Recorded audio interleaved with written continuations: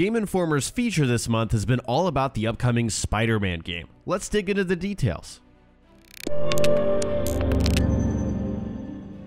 Hey guys, JV here, and today I'm sharing more info from Game Informer's Spider-Man coverage. Before we get into that, just a heads up, you can find daily streams of the newest games, as well as commentaries just like this on my Facebook page. So check out the link in the description below and stay tuned for tons of awesome content.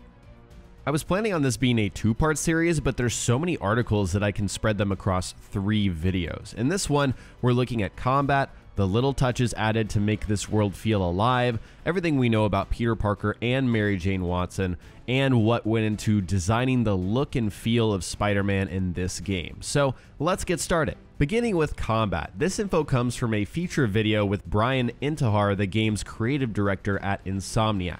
Peter is a master of improvisation in this game. He's been Spider-Man for 8 years now, so he's very familiar with his abilities. He can juggle in between webs, melee, environmental combat, and gadgets. The basics start with melee, so hitting the melee button in rhythm will create some cool combos, and then branching off of that, holding the melee button will launch enemies up in the air, then you could press it again to jump up with them, hit them some more, and then holding down the web button would sling them down.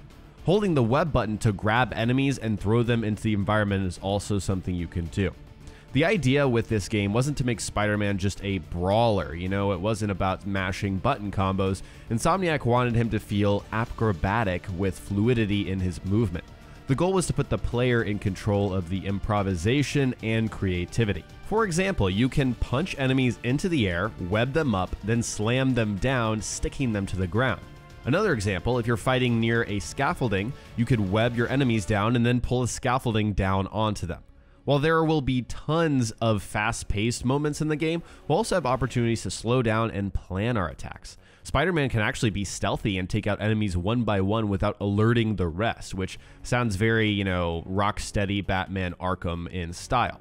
In terms of progression, there's going to be a deep leveling system in place where you will unlock new abilities over time. You can also craft new gear, suits, suit mods, and upgrade your gadgets. There's actually a gadget wheel just like we have in the Ratchet & Clank games, which is very Insomniac.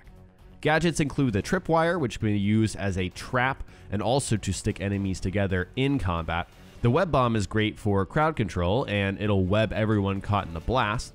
The spider drone hovers above and shoots webs and distracts enemies. And then of course there will be more gadgets that they haven't spoken about yet. Objectives will have combat-related side objectives like killing 5 enemies with tripwires, for example, and those will reward you with more currency to spend on customization and progression. So that adds layers of replayability, but also allows you to experiment with as many abilities and gadgets as possible. Now let's shift over to the little details in this game. This is a short piece talking about the small touches Insomniac made to bring their version of New York City alive. There are countless yellow taxi cabs you'll come across, tons of citizens walking on foot just like in real life. Some are standing around chatting while others were walking to their destination. A few recognize Spider-Man and strike up a conversation, saying hello or asking how he's doing. Occasionally, one will ask him for a selfie, so you can stop and actually do that. In addition to people, there's also active wildlife. For example, you'll find squirrels running from tree to tree if you come upon them in a park. Spider-Man can also walk up to a basketball court and spin the ball around his head, interacting with the people that are playing the game. While navigating the city, Peter will make remarks about nearby objectives, such as Harry's research missions. He'll say, oh, this is near, this mission. I could stop by and do that. And you also might hear J. Jonah Jameson's radio show if you pass by the right areas. These all together help the world feel alive and real. Now let's talk about Peter Parker and who he is in this game. Insomniac made it very clear that this is not an origin story. Peter was bitten by a spider, but this takes place many years after that. Insomniac was given the unique opportunity to craft their own Spider-Man story, one that hasn't ever been told before. Peter is a college graduate in this one, and he's a scientist. He was bitten when he was 15, but he's 23 now. He's still Spider-Man, but he's also dealing with real-world issues that any 23-year-old may face. Student loans, trying to start a career, struggling with money. Peter will grapple with these in his normal life while also trying to be the best hero he can possibly be as Spider-Man. There was a great effort to ensure that Spider-Man and Peter Parker feel like separate people. While Spider-Man is confident and happy-go-lucky, Peter stumbles over his words and he's affected by these real-world problems. But don't worry, because Spider-Man will still be full of quips and his good-natured attitude throughout all of this. The game takes place over the course of a few weeks in October. It starts with the arrest of Fisk after several years of chasing him down. And just when Peter thinks he'll get a break, a new conflict arises and he must rise to the occasion. The public's perception of Spider-Man will change throughout the game, corresponding with specific story events, so it won't just be static. Sometimes they'll love him, sometimes they will hate him. On to Mary Jane Watson. According to creative director Brian Intihar, MJ will surprise a lot of people in this game and will be a crucial part of both the gameplay and the story. Insomniac didn't want her to be the same character we've always seen. They wanted her to be obviously playable, but not a character that was just a sidekick. In this game, she's an investigative journalist for the Daily Bugle. Instead of playing the damsel in distress, she'll actually help Peter by giving him tips to follow as Spider-Man. She wants to make the world a better place, but in her own way and not as a superhero herself. As the player, we'll get to play as MJ in certain missions, and she'll have her own unique gameplay mechanics. She will not be limited to just cutscenes, which is refreshing. She's there to give players a chance to see Spider-Man from a different perspective, from someone who's actually close to him. As far as their relationship is concerned, they've been dating on and off since high school, but they haven't spoken in 6 months at the start of this game. And, certain events happen in the game that will bring them back together. Finally, let's wrap up this video with the design of Spider-Man. Jacinda Chu, the game's art director, explains that they stuck with the red and blue coloring of the suit, even though the comics explore many colors, but most people recognize those classic colors, so it was easier to stick with those.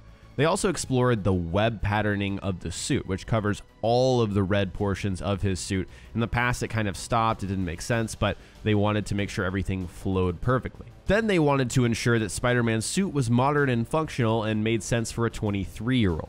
Chu explains that athletic gear inspired the design of the suit, with lots of paneling that you might find in sports gear.